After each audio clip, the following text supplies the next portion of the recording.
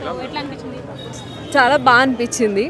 Like కొత్తగా ఉంది concept అంతా. చాలా లైక్ ఇప్పుడు వరకు మనం ఏ స్టోరీ ఇలా చూడలేదు. నాకైతే చాలా బాగా నచ్చింది.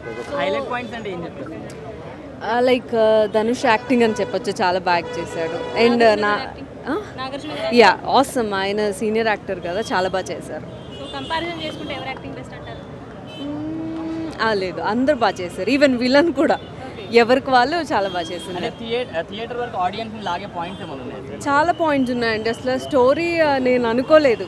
కుబేరా టైటిల్ చాలా బాగుంది. ఆ టైటిల్కి తగ్గట్టు స్టోరీ ఉంది.